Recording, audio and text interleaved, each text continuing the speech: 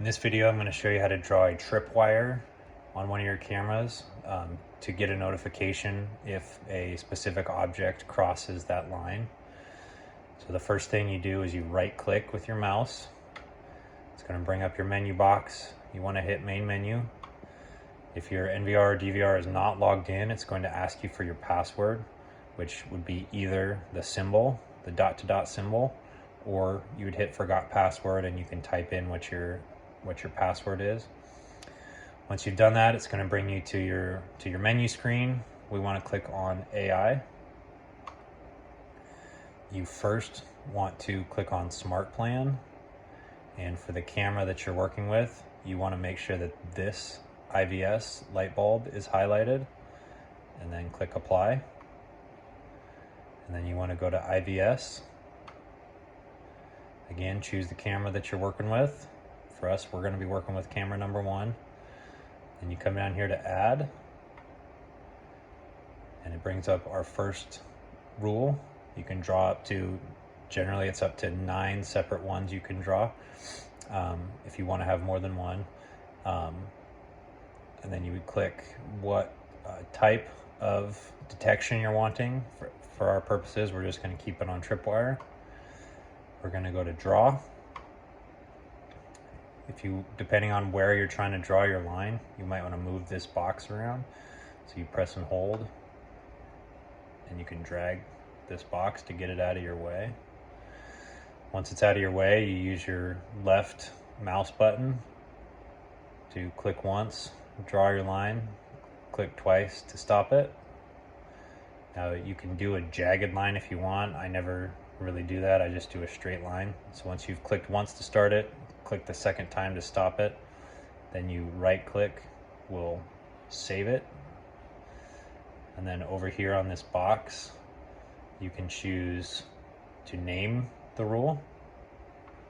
You can click direction. So if you want it to only trip when something crosses this direction, or only trip when something crosses that direction, or if you want it to trip either direction, you leave it on both. The target filter is for the specific targets, human or motor vehicle. If there's not a chance for a vehicle in your scene, like if a car ends up here on my sidewalk, I'll be in pretty bad shape. So I don't feel like I need to have that checked in this application. So I'm going to uncheck motor vehicle. And then the last thing you would do up here where it says draw target, this little box here, you can make this bigger or smaller. This is supposed to be anything larger than this box is what it is supposedly tripping on. So to try to avoid small animals, you can make this a little bit larger. You just want to be careful that you don't make it larger than an actual person would be when they are crossing that line. Most of the time, I don't really touch this.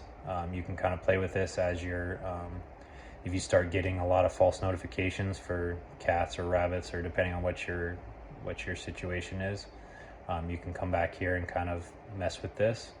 But for the most part, I leave that alone. And then once you're done, you hit OK. You can then draw another. Just repeat the same process if you want to have multiple lines.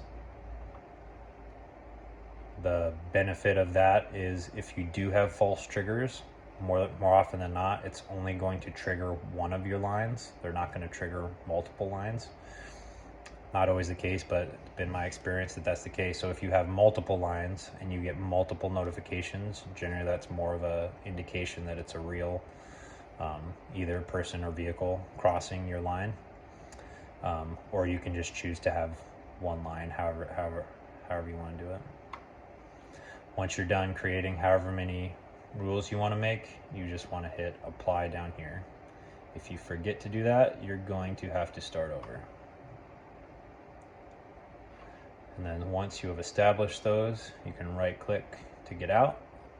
And then if the AI rule is turned on the display tab, it will show you what lines you just drew there.